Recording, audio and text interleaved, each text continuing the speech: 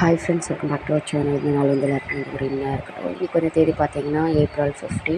இன்றைக்கி வந்து பூனோட ரேட்டு பார்த்துலாம் வாங்க. ஒரு கிலோ பூண்டு வந்து பார்த்திங்கன்னா காஞ்சிபுரத்தில் 80 ருபீஸ்க்கு வந்து இன்றைக்கி சேல் பண்ணிகிட்ருக்காங்க.